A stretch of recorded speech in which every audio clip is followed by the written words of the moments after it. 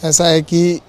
किसी भी आंदोलन का अगर समाधान निकालना है तो उसके लिए बातचीत ही जरिया है और बातचीत ही रास्ता है।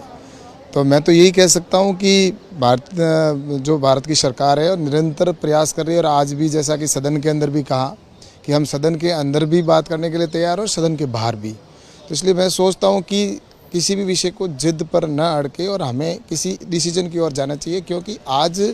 देश के अंदर जिस तरह से किसान हैं, वो कई किसान हैं जो इस बिल का समर्थन कर रहे हैं,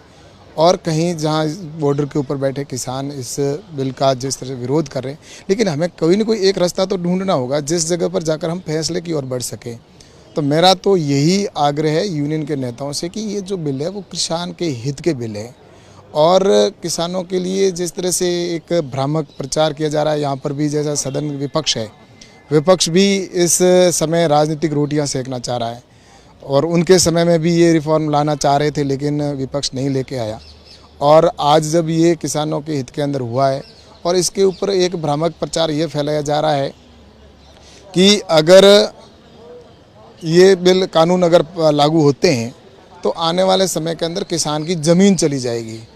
ये एक गलत प्रचार किया जा रहा है। इस कानून में ज़मीन से संबंधित किसी प्रकार का शब्द का प्रयोग नहीं किया गया है। ये जो कानून है इसके अंदर सिर्फ फसल का एग्रीमेंट की बात की गई है। और मैं आज बड़े ईमानदारी के साथ कहना चाहता हूँ कि वास्तव में अगर किसानों के इतना अच्छा बिल बना है, कानून बना है, और जहाँ इस तरह से बात फैलाई जा रही है कि ये अगर कानून आ जाएंगे तो इससे किसानों की ज़मीन चली जाएगी, मैं आज ईमानदारी के साथ में कहना चाहता हूँ कि अगर ज़मीन का एक भी इंच अगर चली जाए इस कानून के अंदर, अगर ऐसा प्रावधान हो, तो मैं हमेशा के लिए मंत्री पद छोड़ दूँ, और मैं ये भी कहूँ कि मैं हमेशा के लिए राजनीति छोड़ने के लिए तैयार हूँ। इतना बड़ा स्टेटमेंट आप दे रहे हैं सर, पर टिकैत जी कोई रीज़न है कि कह रहे हैं कि अक्टूबर तक बैठेंगे? ऐसा है कि इस कानून को बनाने के लिए पहले भी लगातार प्रयास किए गए। किसान यूनियन की मांग थी, किसान यूनियन ने हमेशा कहा है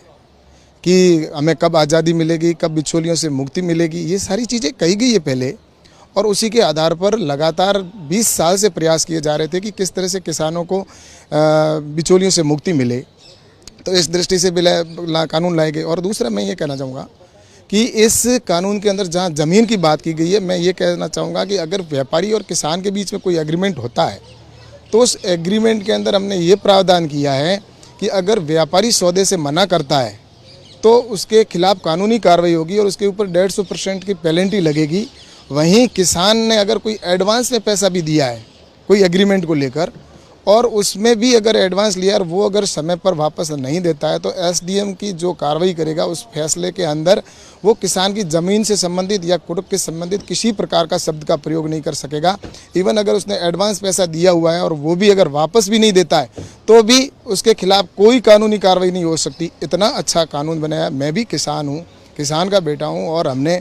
बचपन से देखा है कि जिस तरह से मैं खुद के मंडी के अंदर जाता था तो किस तरह से बोली लगाकर हमारे फसल का भाव के व्यापारी तय करते थे। तो उस समय से यही था कि, और आज नरेंद्र मोदी जी की सरकार है, आज नरेंद्र मोदी जी की सरकार कभी ऐसा फैसला नहीं कर सकती जिसमें किसान का अहित हो। आज कांग्रेस की और यूपीए की सरकार रही, उनके समय में कृषि का बजट भी नाम मात्र का होता था, सिर्फ 20 या 25 हज़ार करोड़ रुपए हुआ करता था, और आज नरेंद्र मोदी जी की सरकार में लगभग 1,35,000 करोड़ का बजट है। तो इससे साफ जाहिर होता है एमएसपी को 1.5 गुना किया है तो नरेंद्र मोदी जी की सरकार ने किया है। लेकिन विपक्ष सिर्फ राजनीति कर रहा है। विपक्ष ने अगर 60 साल में अगर इन्होंने शासन किया और अगर उन्होंने किसान के हित के फैसले लिए होते तो किसान को आज इस तरह से नौबत नहीं आती। नरेंद्र मोदी जी की सरकार को ये फैसले इसलिए करने पड़ रहे हैं कि उस समय उन्होंने नहीं किए थे, और आज कांग्रेस की जो सरकार है वो सिर्फ राजनीति कर रही है। कांग्रेस जो है, और उनके विभिन्न राज्यों के अंदर या जहाँ भी उन्होंने चुनाव के समय में घोषणा पत्रों में भी कहा है, वो अपने वादों से मुकर रहे हैं। या तो वो उस समय झूठे थे या अभी झूठे। और राहुल गांधी जी ने स्वयं ने कहा है, कई बार अपने उद्बोधन में कहा है, सदन के अंदर कहा है कि मंडी के अंदर नए रिफॉर्म होने चाहिए, मंडी के बाहर भी किसान बेच सकता है अपने उत्पादन को, क्यों नहीं बेच सकता, ये सारी चीज़ें कही। तो ये आज देश की जनता समझ चुकी है, और निश्चित रूप से मैं कह सकता हूँ कि किसान यूनियन के नेता हैं वो भी इस बात को समझेंगे कि अब इस समय जो लोग राजनीतिक रोटियां सेकना चाह रहे हैं या किसान के कंधे पर बंदूक रखना चाह रहे हैं, उनको ये अवसर ना दे, क्योंकि हम भी किसान हैं, मैं खुद किसान हूँ। मुझे पता है कि हमने इस कानून को बनाने से पहले रातें गुजारी है और किस तरह से इसके अंदर ये किया गया कि किसी प्रकार से किसान का अहित नहीं हो। जहां इस कानून से ये साफ जाहिर होता है कि अगर व्यापारी सौदे से मना करता है तो उसके खिलाफ कानूनी कार्रवाई होगी और किसान अगर सौदे से मना करता है तो उसके खिलाफ कोई कानूनी कार्रवाई नहीं होगी, वो कहीं पर भी अपने उत्पादन को बेच सकता है। तो इससे बड़ा क्या हो सकता है एक सरकार किसान के लिए। कह रहे हैं कि अक्टूबर तक तो कम से कम ये आंदोलन जारी रहेगा। मैं यही चीज़ आपसे कहना चाहूँगा कि इसमें मुझे कहीं न कहीं जिस तरह से राजनीति लग रही है, राजनीतिक लोग राजनीतिक रोटियां सेकना चाह रहे हैं और जिस समय इस आंदोलन में से राजनीति हट जाएगी उस समय इसका निश्चित रूप से फैसला होगा। और मुझे विश्वास है कि यूनियन के जो नेता हैं वो इस बात को समझेंगे। अब 2.5 महीने हो चुके हैं,